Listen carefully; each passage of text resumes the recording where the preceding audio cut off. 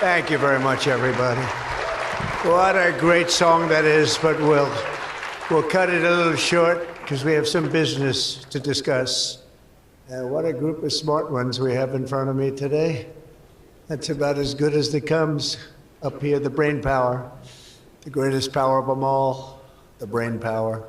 Well, I'm thrilled to be here with so many tech leaders and luminaries as we take historic action to reassert the future which belongs to America, always has belonged to America. We just lost sight of it on occasion. And I just want to start by stating that we've just concluded our big trade deal with Japan and numerous other countries in addition, as you know. But on the Japan deal, because it was literally just signed, letter was just signed, it gives us a sort of signing bonus. So I'll bring it into sports talk, a signing bonus. Like you have signing bonuses too, I understand. You're getting a lot of money, 100 million, that's not bad. But that's not as good as the signing bonus we got. We got a $550 billion signing bonus for the country.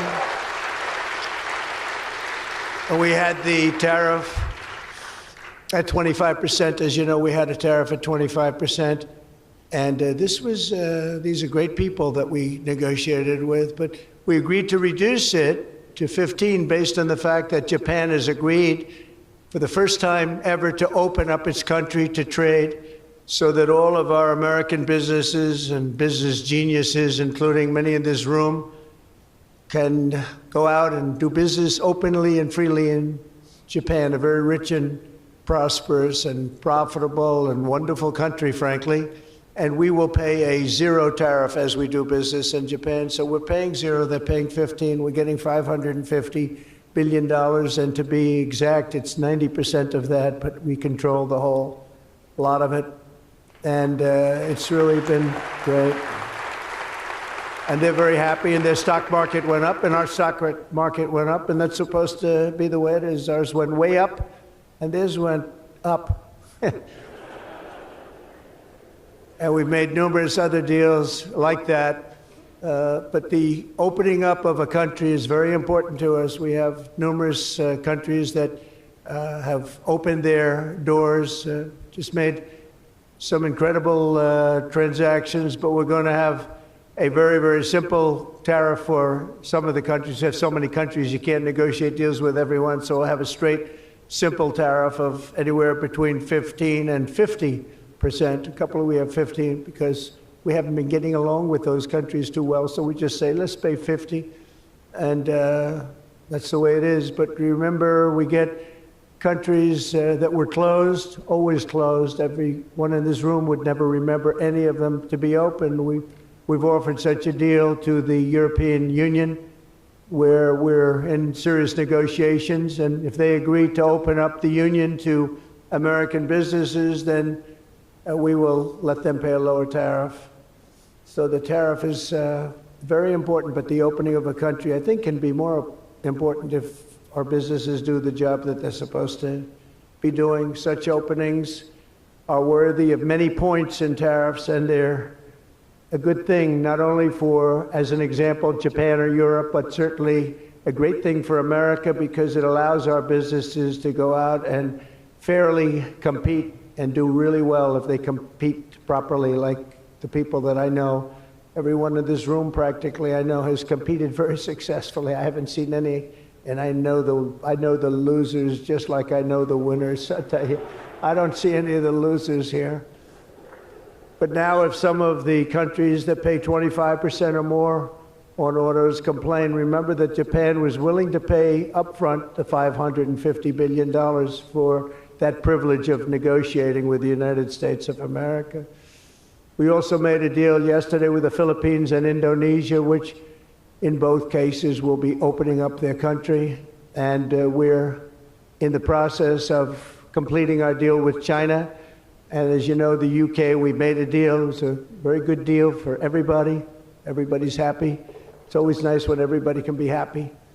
But mostly we'll be charging straight tariffs to most of the rest of the world because we have over 200 countries. People don't realize that's a lot of deals. Even if you're like me, a deal junkie, that's a lot of deals. That would be too much for anybody. Ooh. How did we do with this country that I never heard of? We got a lot of deals cooking, but America is taking in hundreds of billions of dollars like it never has before. Investments into our country at the highest point ever in history, and we've just really been opened up for business for 3 of the 6 months. The first couple of months, we got ourselves all set, done a great job with our military. As you know, you saw that 2 weeks ago when you saw the way those incredible B-2s flew into Iran and took out an entire nuclear potential deadly force. But I want to thank some of the incredible people that I see before me, including White House AI czar David Sachs. He's been great for organizing this very important summit, and especially for putting it in D.C. where it's a little bit easier. I don't know if it's easy for you, but it's a hell of a lot easier for me.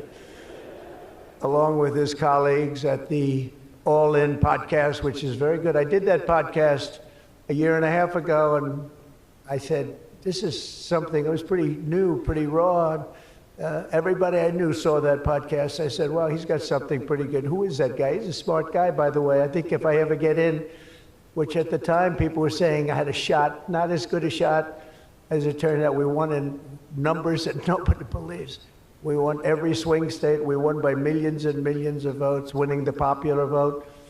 We won with the districts, as they would call them, 2,750 to 505. And that's why the map is almost completely red, except for a couple of little blue areas on each side of it. But it was a great experience, frankly, for me, and hopefully it's a great experience and been a great experience for our country, because they're saying we had the greatest 6 months that a president has ever had, the opening 6 months. And I'm not even sure, maybe 6 months, I'm not sure it's the opening, but let's call it the opening 6 months. It sounds a little bit nicer. I want to also say hello and thank to Chamath and his wonderful wife, Nat. Thank you very much for being here. Thank you very much. It was great seeing you again. Great couple. David Friedberg and even, as we know, Jason Calacanis. I say even. Thank you, Jason. Thank you, Jason. I appreciate that. Yeah, he's a good person. Thanks as well to the Hill and Valley Forum and our future Undersecretary of State, Jacob Hellberg. Good work. Good. Stand up, Jason. Good. I met him a year and a half ago, and I was very impressed. I said, let's bring him in. We bring in a lot of smart people. And David's been unbelievable as the job he's doing. Along with Secretaries Doug Burgum, who's been incredible. Doug? Thank you. Thank you, Doug. Great job. He's producing low-cost energy. We're down to $64. I want to get it down a little bit further if we can. I don't know if the oil companies love that or not, but we want to have very inexpensive electricity so that you can power up the plants, because you need more electricity than any human beings ever in the history of the world. When I heard what you really need, I said, you got to be kidding. Double what we produce right now for everything, right? I don't know, Jensen, you're going to have to explain that to me someday, why they need so damn much. Could you do with a little bit less? My father always used to say, turn off the lights, son. But you guys are turning up the lights. I want to thank Howard Lutnick for doing a terrific job. He was involved in the big deal that we just completed with Japan. Howard, wherever you are, Howard. Where is Howard? Hi, Howard. Great job you did. Appreciate it. Really, that was an interesting negotiation, wasn't it? These are tough people. These are good negotiators, I will tell you, Japan. But they love their country, and they do what's right for their country. I want to thank Chris Wright, if Chris is around. Chris is here, because he's helping with the tremendous energy success that we're having tremendous energy success. We're the biggest. We have more energy than anybody else in the world. Nobody knew that until I came along, but we have more energy than anybody else in the world. We're making incredible deals on energy, including deals in Alaska. Well, we that's the mother lode, that's the big one, and we're making deals with various Asian countries that need it, and it's actually hard to believe, you don't think of it, but Asia is very close to Alaska, relatively speaking. It's not the closest, but it is pretty much the closest when it comes to oil and gas and energy, and we're making some incredible deals, and I want to thank Chris. Chris is fantastic, works in partnership really with this gentleman who's the head of you've got the land and he's got the energy, right? But they formed a great partnership, Doug. So that's one of the greatest partnerships I've seen in a long time. They work hand in hand and they have done a great job. Administrators, Kelly Loeffler, I think, is here. Kelly, thank you very much. Hi, Kelly. Hi, Kelly. And probably the most important man in the room, and I say it in all sincerity, more important than Doug and Chris and all that energy they're producing. He's a man that produces fast permits on the environmental impact statements. He gets them done. I said, Lee, you have 1 week for nuclear, and you have a couple of days for oil and gas, okay, for the approvals. And we kid, but you know, he really is. He's knocking them out fast. He's knocked out a lot. A lot of you guys have started your plants already, and you've already had your approvals. So where's Lee Zeldin? Is he here? He is so great. This guy, he is so great. That's why he has a slightly better seat than I gave to Doug, you see? He's doing a fantastic job in a lot of ways, but he's doing a great job, and he's getting fast permits, and safe and good and everything else, but he's moving them along rapidly, already given some. And you know, one of the most exciting things we'll talk about in a second is the fact that you're going to build your own electric producing plants when you build whatever you're building. And it's different things, including automobile factories, which are going up all over the place. You'll see them starting soon. They're moving into our country because of the tariffs, because they don't want to pay the tariffs. They're moving into our country at a record speed. But the ability to build your own electric plant, not having to rely on a 100-year-plus old grid. And then if you have electric capacity extra, you're going to sell it into the grid, make some money, but you'll sell it right back into the grid. Director of the Office of Science and Technology Policy, Michael Kratsios. Michael, thank you very much. Thank you, Michael. As well, it's supposed to be taking a vote right now, a big vote. Senator Ted Cruz. Is Senator Cruz here? Oh, look at my senator. Why aren't you voting? I think we lost David McCormick, who's voting. So is David here? Because you're supposed to be voting, Ted. I don't know. I'll tell you what, this man works hard. Ted works hard, and he works good. And a very special thanks to some of the top industry leaders here, including somebody that's amazing. I said, look, we'll break this guy up. This is before I learned the facts of life. I said, we'll break him up. They said, no, sir, it's very hard. I said, why? I said, what percentages of the market does he have? Sir, he has 100%. I said, who the hell is he? What's his name? His name is Jensen Huang, NVIDIA. I said, what the hell is NVIDIA? I've never heard of it before. He said, you don't want to know about it, sir. I figured we could go in and we could sort of break him up a little bit, get him a little competition.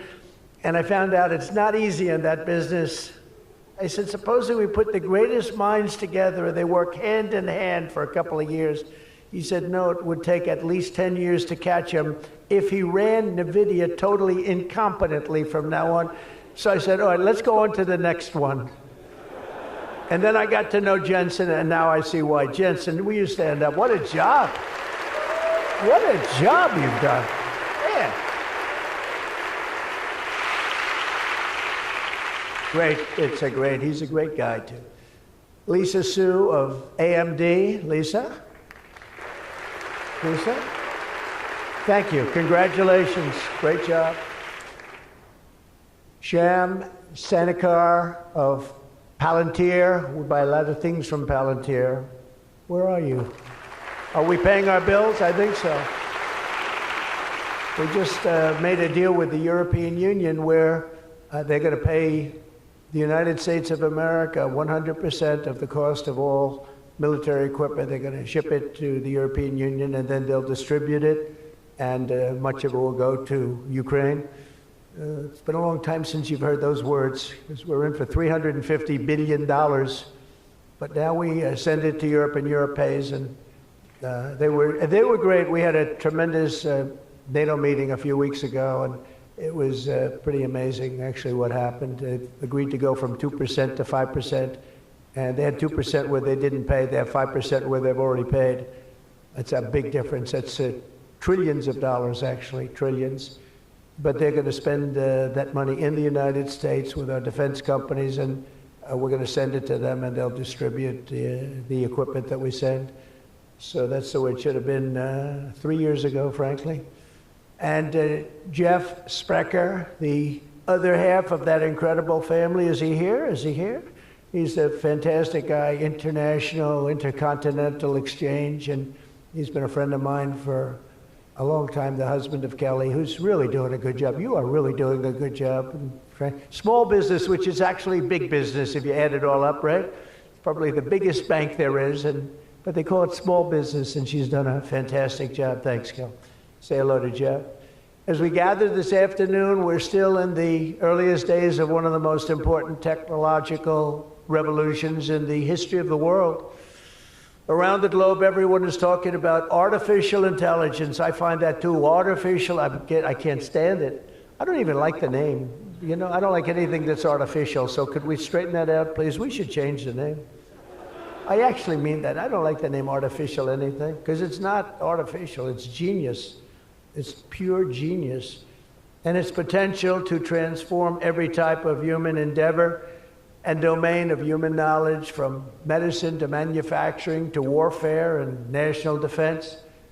Whether we like it or not, we're suddenly engaged in a fast-paced competition to build and define this groundbreaking technology that will determine so much about the future of civilization itself, because of the genius and creativity of Silicon Valley. And it is incredible genius. Without question, the most brilliant place anywhere on earth. America is the country that started the AI race. And as President of the United States, I'm here today to declare that America is going to win it. We're going to work hard. We're going to win it.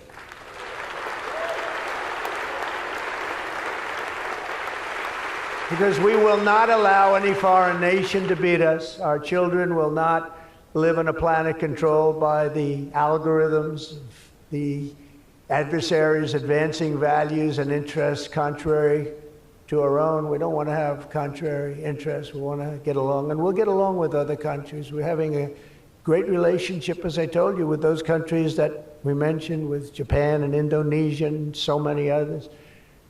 The European Union, we're getting along. We're getting along very well with China. A lot of respect for President Xi. We have a great relationship, and we'll see how it all works out. But we're getting along with countries it's really been pretty amazing, I will say that, and it's a good thing. It's a good thing, not a bad thing. So from this day forward, it'll be a policy of the United States to do whatever it takes to lead the world in artificial intelligence, such an important thing happening. This is really something that nobody expected. It just popped out of the air, and here we are. But we will defend our nation, our values, our future, and our freedom, and it will be really great.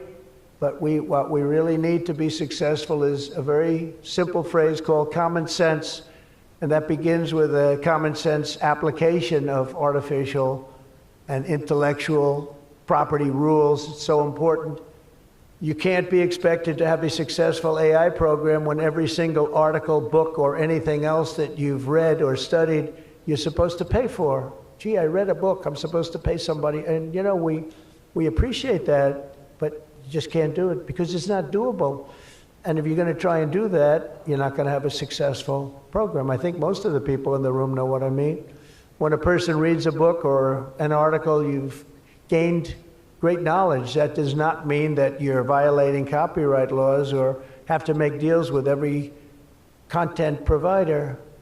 And that's a big thing that you're working on right now, I know, but you just can't do it. China's not doing it, and if you're going to be beating China, and right now we're leading China very substantially in AI, very, very substantially, and nobody's seen the amount of work that's going to be bursting upon the scene, but you have to be able to play by the same set of rules. So when you have something, when you read something, and when it goes into this vast intelligence machine, we'll call it, you cannot expect to every single time say, oh, let's pay this one that much, let's pay this one. It just doesn't work that way. Of course, you can't copy or plagiarize an article, but if you read an article and learn from it, we have to allow AI to use that pool of knowledge without going through the complexity of contract negotiations, of which there would be thousands for every time we use AI.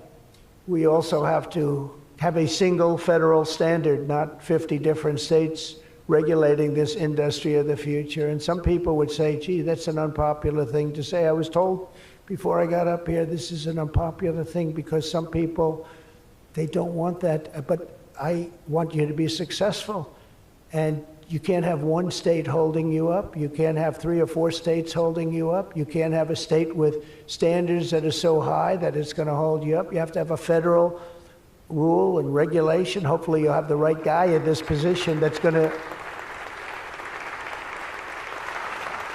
supplant the states. If you are operating under 50 different sets of state laws, the most restrictive state of all will be the one that rules. So you could have a state run by a crazy governor, a governor that hates you, a governor that's not smart, or maybe a governor that's very smart, but decides that he doesn't like the industry and he can put you out of business because you're going to have to go to that lowest common denominator. We need one common sense federal standard that supersedes all states, supersedes everybody, so you don't end up in litigation with 43 states at one time. You got to go litigation free. It's the only way. And we also have to watch Europe, Asia, and all foreign countries so that they don't make rules and regulations that likewise make it impossible for you to do business, and where you'd have to make everything in AI cater to them, because again, you'd have to cater to the toughest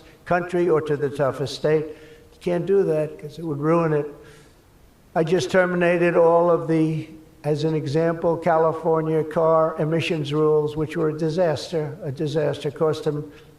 cost them just billions of dollars as an industry, but thousands of dollars per car.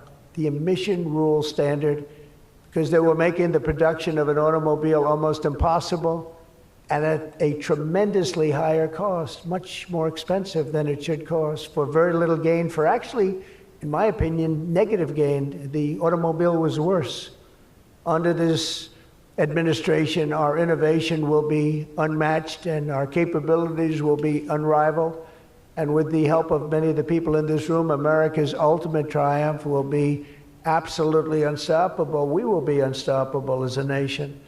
Again, we're way ahead and we want to stay that way. We can't let individual smaller units stop it, because that's the only thing that can stop it and can really mess it up. As with any such breakthrough, this technology brings the potential for bad as well as for good, for peril as well as for progress. But the daunting power of AI is it's not going to be a reason for retreat from this new frontier. On the contrary, it is the more reason we must ensure it is pioneered first and best. We have to have the best, the first pioneer. We are the best and the first pioneers, and we're going to be really putting a nation that we love, America, we're going to be putting it first. I have an expression, America first, make America great again. A lot of great expressions, but they're all so true.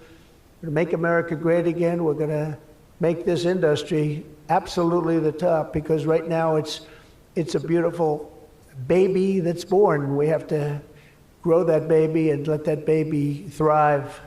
We can't stop it. We can't stop it with politics. We can't stop it with foolish rules and even stupid rules. At the same time, we want to have rules, but they have to be smart. They have to be brilliant. They have to be more brilliant than even the technology itself. Surely there will be challenges on the path ahead, but together we will meet them and transcend them all. We are Americans, and we are Americans first. I have a couple of people I know that don't happen to be from here, but I wish you a lot of luck anyway. I'm looking at 3 people that are not Americans, but they're very good people. Please treat them nicely. But we do not shrink from the future or cower in the face of uncertainty. We dominate the future. We conquer new frontiers, and we control our own fate, and we determine by doing that our own destiny. Winning this competition will be a test of our capacities unlike anything since the dawn of the space age. I believe that. It's hard to believe as the president, the amount of enthusiasm for this one industry. I mean, I can talk about cars where we're doing incredibly well. We have car companies moving in all the time, but I talk about other industries. Everybody's saying this is going to dominate the world. It's going to dominate every industry that ever conceived. I don't know if that's true. I don't know if it's true, but I can tell you that a lot of very brilliant people think it is true. It'll dominate everything. It will challenge us to marshal all of our strength and flex the muscles of American ingenuity and resolve like probably never before. It will require us to blast through obsolete systems, cut through thickets of regulation. We've got to get rid of some of the regulation, but we want good regulation and rebuild the industrial bedrock of our country. And perhaps most importantly, winning the AI race will demand a new spirit of patriotism and national loyalty in Silicon Valley and long beyond Silicon Valley.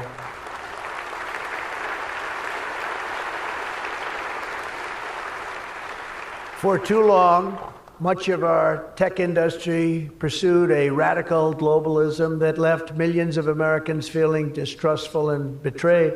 And you know that. Everybody knows that. Everybody in this room certainly does. Many of our largest tech companies have reaped the blessings of American freedom while building their factories in China, hiring workers in India, and slashing profits in Ireland. You know that? All the while dismissing and even censoring their fellow citizens right here at home. Under President Trump, those days are over. We need U.S. technology companies to be all in for America. We want you to put America first. You have to do that. That's all we ask. That's all we ask. To partner with our tech geniuses in achieving this vision, today we're releasing the White House AI Action Plan. Big stuff. Signing it right after this. In fact, I see it sitting right there. Maybe I should just sign it right now. Who the hell has to make the rest of this speech, right? But here are the pillars of the strategy. First, my administration will use every tool at our disposal to ensure that the United States can build and maintain the largest, most powerful, and most advanced AI infrastructure anywhere on the planet. America needs new data centers, new semiconductor and chip manufacturing facilities, new power plants and transmission lines. And under my leadership, we're going to get that job done, and it's going to be done with certainty and with environmental protection and all of the things that we have to do to get it done properly. Virtually all of these large capital investments can be and should be made by the private sector. And they want to do that. They just want to be able to do it. But for that reason, America must once again be a country where innovators are rewarded with a green light, not strangled with red tape so they can't move, so they can't breathe, and that's not going to happen. You're going to see things that you've never seen in this country before. So often, and I've been watching for many years, I've watched regulation. I've been a victim of regulation. A zone change that takes 6 years for a building in Manhattan or whatever, but I was good at zone changes, but it took a long time. By the time you got the zoning, the market changed. You didn't want to build the building. You say, well, but in some cases that made you lucky, didn't it? Huh? In some, not too many people understand that in this room, but in some cases, waiting for that approval as the market collapsed was a good thing, not a bad thing. But it's time to reclaim our heritage as a nation of builders, and that's why, upon taking office, I signed a historic executive order directing that every one, and this is so important. For every new regulation, 10 old regulations must be immediately eliminated. So we have old regulations that clog up the books that don't even mean anything anymore. You know, in my first term, I had more regulation cuts than any president in history times 4, and that included 2-term presidents where you're talking about 8 years. We had more than any other president, and I think we may even top it this year. We may very well be able to top it during this period of time, because you're really, you are a regulation-prone group. And we're looking to get those regulations out of your way so you can use your genius. Earlier this month, we also enacted the largest tax cuts in American history when I signed the One Big Beautiful Bill into law. And I think the most important thing in the whole tax cut, in terms of pure economics, and I think one of the reasons that my first, we had the most successful economy in history during my first term, and I think this is going to blow it away. So far it is, and I think this is going to blow it away. But the reason we had was I had expensing at 100%. And what we did is we included 100% in this bill, expensing for all capital expenditures, including investments in factories and equipment and structure. Structure wasn't included last time, so even structure, and you're able to write it all off immediately. That's the biggest thing. Not 38 years, not 42 years. You're able to write it all off immediately. And this time we've made it for 10 years, not for 1 year. We've made it for 10 years, so you have a much longer period, but I'd say get out and take advantage of it. I think that's one of the reasons that we had such an incredible success with the first tax cuts. And one of the things that this bill does is it extends the first tax cuts and makes them permanent. And in addition to that, we were granted other taxes, like no tax on tips, no tax on Social Security, no tax on overtime. A lot of great things. One of the things that I mentioned, not so pertinent here, but if you're in the automobile business, it's pertinent. I said, why is it that people like us always are looking for expenses and deductions, and people that buy automobiles that really have to go out and borrow money to buy a car, why aren't they allowed to deduct the interest on their loan to buy a car from their income tax? And we got it approved. We got it approved. And that is such a big thing. And I think that's going to be such a big thing for the automobile industry. And we're going to be making more cars. Within a few years, we're going to be making more cars than we made in the very beginning, in the super prime. We lost almost 50% of our automobile business to Mexico, Canada, and various other places, as you know, in Europe and in Asia. And now we're getting it back. We're getting it back in record numbers. And I think we're going to be topping any amount. In a few years, we'll be making more automobiles than we've ever made in the history of our country, including what I call prime time. My administration is also pursuing a future of all-out American energy dominance. And on day one, I terminated the Green New Scam. You know what that was? You were all victims to it. Perhaps the second or third greatest scam in the history of our country. I would say the first was Russia, Russia, Russia. And we had a couple of others too. But the Green New Scam was one of the greatest. It's so ridiculous what they've made you do. The carbon footprint. They talked about the carbon footprint, and then Obama hops onto a 747 Air Force One and flies to Hawaii to play a round of golf and comes back. What about the carbon footprint? No, we didn't like that. And what Biden has done is absolutely terrible. He made it impossible, almost impossible for people to do business, not even talking about the border, where millions and millions of people flowed into our country, many from prisons, from jails, from gangs, from mental institutions all over the world. No, we're not doing that. We have to get them out. We've got 11,888 murderers, many of them committed more than one murder. Many of them, more than 50%, committed more murders. We're getting them out of our country, or in some cases they're so bad, we're not getting them out. We're having to lock them up because we don't want them ever to come back, no matter how good we're doing. Last month, you probably read, we had 0 people enter our country illegally. And over the last number of years, you'd have hundreds of thousands, literally hundreds of thousands of people a week pour into our country, totally unvetted and unchecked. And what the hell were they thinking? What they've done to our country is so sad, and we can never forget it. But we're unleashing all forms of energy, including natural gas, oil, and clean, beautiful coal. I instructed my people, in the form of Chris and Doug in particular, you are not allowed to say the word coal without saying clean, beautiful in front of it. You can only say clean, beautiful coal. It's a little embarrassing because we had somebody making a speech the other day, right? And he mentioned the word coal about 30 times because that was the subject. And he kept going clean, beautiful. I wanted to say, okay, just take it easy. You could just, got a little bit crazy, right, Doug?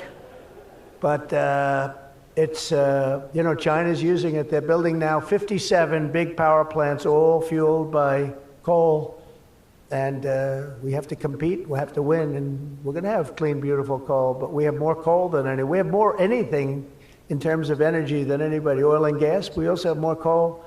In May, I also signed an executive order to rapidly begin construction of safe, reliable nuclear reactors. That's a big thing now. And many of you are going to be using nuclear. You know, I had problems with nuclear. I saw some of the things, but what they've done with nuclear is like what you've done with AI and other things. It's incredible, actually. It's long-term, it's inexpensive, it's safe. What they've done is really amazing. So we opened up the industry, very strict rules, but we opened up the industry, and some of you are going to choose nuclear over oil and gas or whatever it might be. Under the last year of Biden, China added 11 times as much power generation capacity as did the United States. Can you imagine that 11 times? Under the Trump administration, we will be saying those very famous campaign words, drill, baby, drill, and build, baby, build. And we will be adding at least as much electric capacity as China. We think we're going to catch them and maybe even have something a little bit extra. They're going very rapidly, but so are we. And we'll be doing at least as much, and every company will be given the right to build their own power plant. So when you build, you can build your power plant with it, and you are essentially going to become your own utility. It's a utility to yourselves.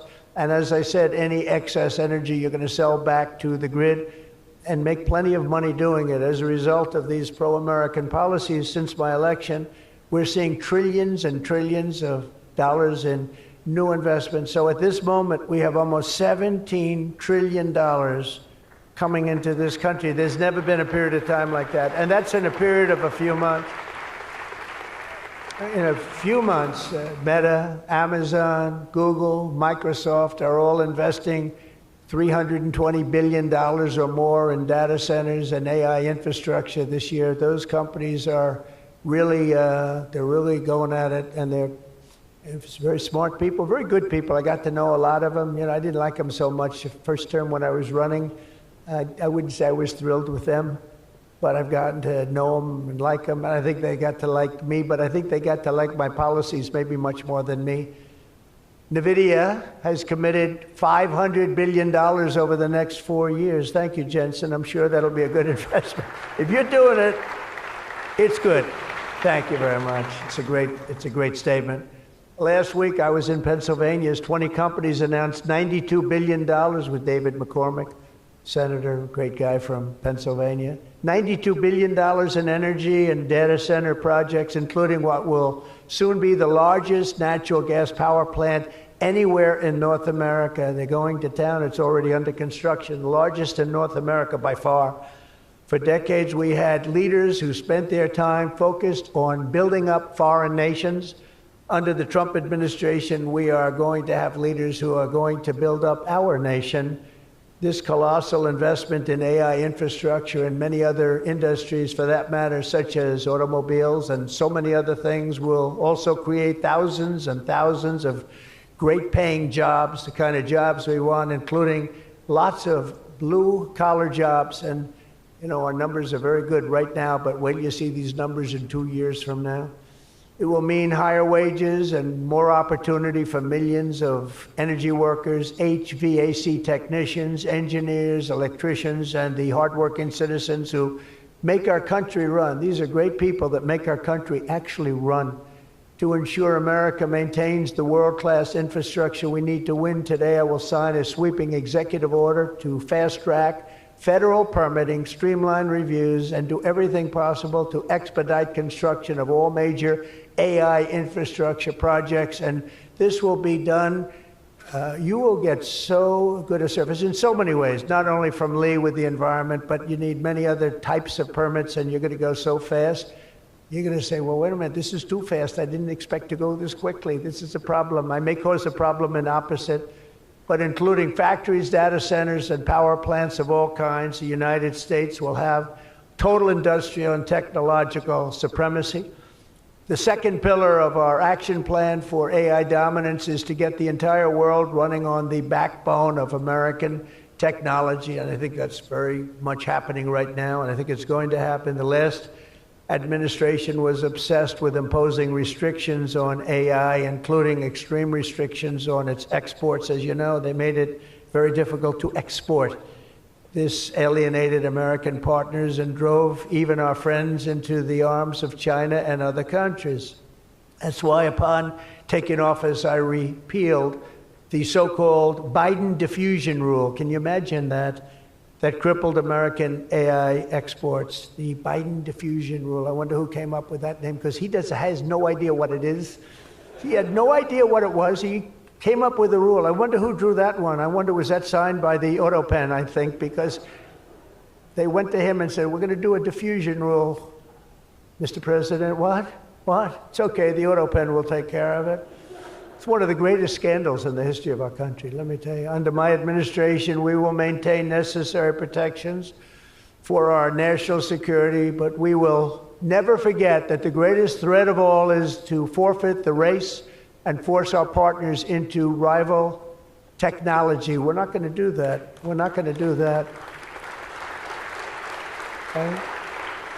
Not going to let that happen. That could be the end.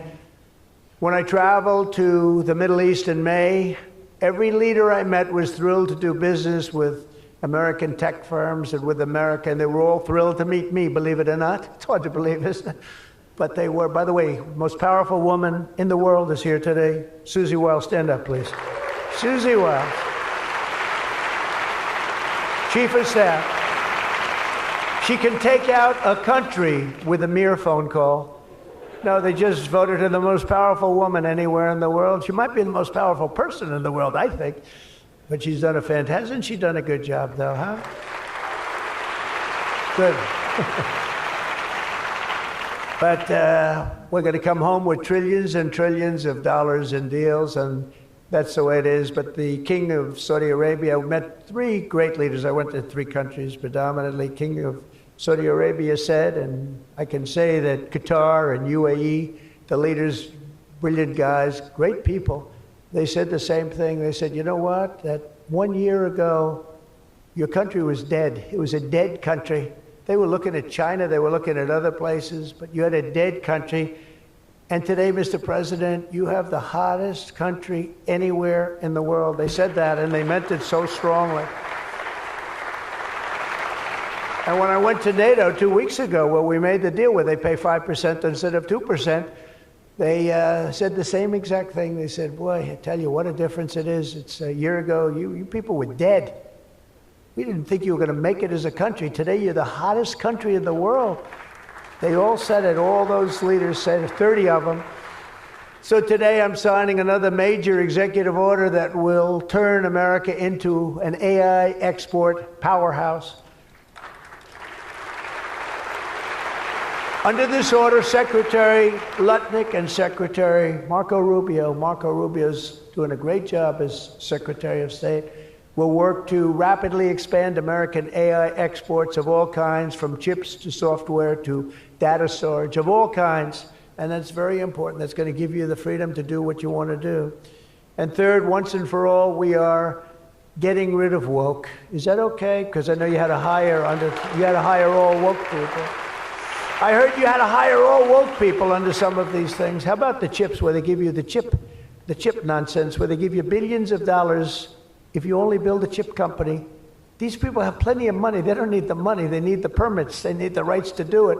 They don't want to pay tariffs, so they come and they build here. That's why they're coming here. They like, number one, they like me, but they like not having to pay tariffs even more. And they're coming. But Biden gave billions of dollars to companies that have nothing but cash. And they don't say where to build. It's just give them money. But here's the problem. They have to hire lots of woke people. And they say woke isn't for this particular industry. We've noticed that. They're not for a lot of industries, if you want to know the truth. So the guidelines were impossible. They're going to give you money, but you got to hire this and this and this and that. And I don't want to get into it too much because I don't want any controversy today. But you have to hire a lot of people that were not into this particular world that you're in. And so therefore, all the money they gave didn't mean a damn thing. One of Biden's worst executive orders established toxic diversity, equity, and inclusion ideology as a guiding principle of American AI development. So you immediately knew that was the end of your development. But the American people do not want woke Marxist lunacy in the AI models, and neither do other countries. They don't want it. They don't want anything to do with it. That's why on day one, I very proudly terminated Joe Biden's order on woke AI effective immediately. You don't have any of those crazy rules. Crazy rule. And in just a moment, I will be signing an order banning the federal government from procuring AI technology that has been infused with partisan bias or ideological agendas such as critical race theory, which is ridiculous. And from now on, the U.S. government will deal only with AI that pursues truth, fairness, and strict impartiality. We're not going to go through the craziness that we've gone through for the last 4 years. And then we skip 4, and then you go back, and it started then. But it hung around a little while. Now it's not hanging around at all. Now it's actually very uncool, as somebody told me the other day. It's so uncool to be woke. I encourage all American companies to join us in rejecting poisonous Marxism in our technology. It'll be very interesting to see what's happening in New York, because they're actually thinking about electing a communist in New York. They like to call him a socialist. He's not a socialist. He's a communist. But don't worry, you're going to be okay. He still has to get his money from the White House, and that's not going to happen until he shapes up. But as an example, we are not going to allow men to play in women's sports. That's an example. That's one. And they say that's an 80-20 number. They say 80% would be against it. No, it's not 80-20. It's about 97-3. And I don't know who the 3 are. I've never seen anybody. I've never had a person. I've seen everybody. I'm a very open person.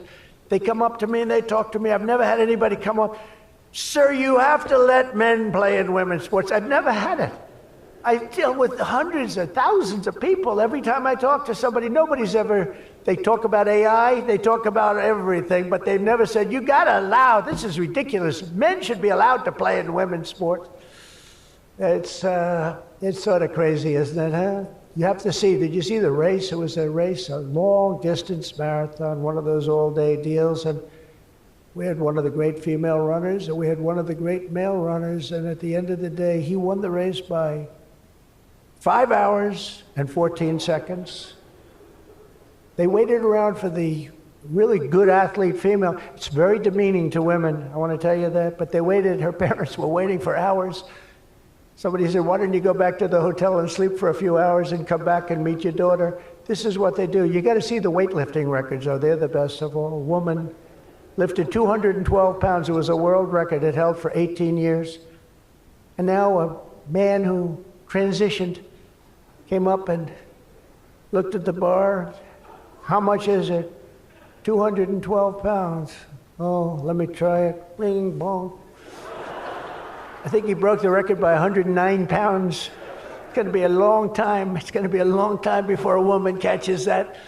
And these are great athletes and great people, and it's demeaning. And who the hell wants this? We're off of that whole standard, because I just tell you those as examples. We're off of it. The reason the last administration was so eager to regulate and restrict AI was so they could limit this technology to just a few large companies, allowing them to centralize it, censor it, control it, weaponize it, and they would weaponize it. A very dishonest group of people. You probably saw that because we caught them in the act. We really caught them. We had it before, but now we really have them. We have it where it counts. But this is the exact opposite of my approach. The unique strength of the American tech industry has always come from its startups and small tech. It comes through small. Jensen was small. Were you ever small? I think so. When you started in your bedroom, I think you were small, right? He started as very small, and now he's really become very amazing. If you regulate them too much, you kill the source of American genius and technological power. I believe that. Joe Biden had a plan to lose the AI race. I think he wanted to lose it because his plan would never have worked. It would have never been successful. You would have spent a lot of money and you wouldn't have been able to win. They didn't allow you to win, but we have a plan which only admires and respects the winners. Every citizen should take incredible pride in the inspiring feats of American innovators who are pushing the bounds of human knowledge and achievement. The people of OpenAI, Google, Meta, and countless startups are proving once again that America is impossible. You are just impossible to beat. You're not going to be beaten. We're not going to let that happen. When you do your best, when you work your hardest, and when you're allowed to be free of horrible, foolish regulation. And you're going to have regulation, but it's going to be sensible, smart regulation. There's nobody who's going to beat you. As we push even further into this exciting frontier, let us never forget that all of this prosperity and progress has come from the culture of freedom and hard work, merit, ambition, and risk-taking passed down from one generation of Americans to the next. Silicon Valley rose to wealth, fame, and glory by exemplifying these values, and it will win this race not by rejecting them, but by embracing them like they have never been embraced before. We must put America first. This is a nation that invented the light bulb, the telegraph, the television, the telephone, the computer chip, the smartphone, the GPS, the integrated circuit, and even the internet. Basically, we invented everything. What is left? We invented everything. And now it's AI. We invented everything. Does anyone have anything else to say? And now we're going to take it to a new level. But Americans were the first to fly a plane, first to harness the atom, and first to plant our flag on the moon. We mastered the industrial age, we created the digital age, and now we are leading the world into the golden age, indeed, the golden age of America. With your help, that golden age will be built by American workers. It will be powered by American energy. It will be run on American technology, improved by American artificial intelligence, and it will make America richer, stronger, greater, freer, and more powerful than ever before. And I will now do my share by going and signing a name without an auto pen. I will sign it. If we had one, I wouldn't use it anyway, but we will sign it auto pen free, and we will say, Donald J. Trump, God bless America, and God bless you, and good luck, because the race has just begun, and you're going to win it. Thank you very much, everybody.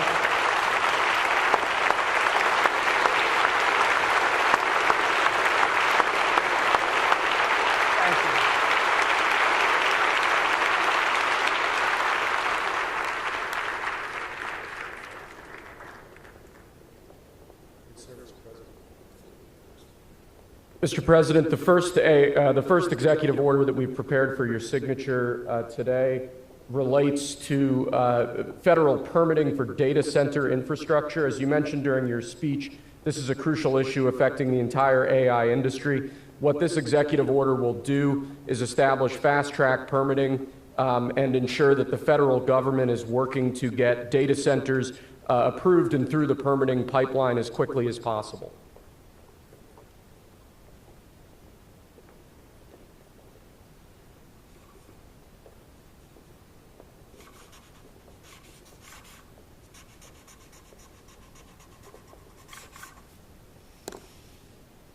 Okay.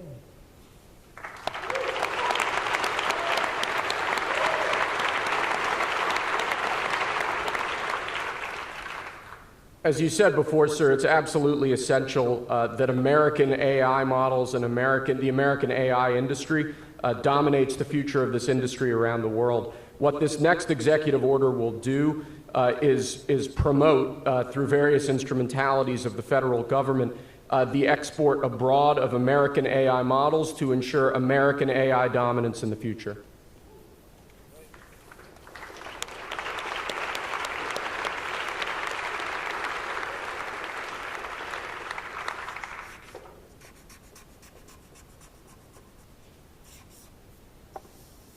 Okay.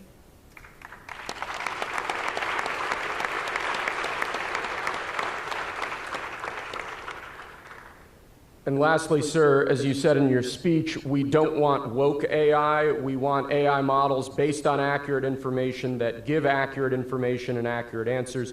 This executive order will ensure that when the federal government procures or promotes different AI models, that those AI models are ideologically neutral, that they don't embrace wokeism and critical race theory and all of these terrible theories that have done so much damage to our country.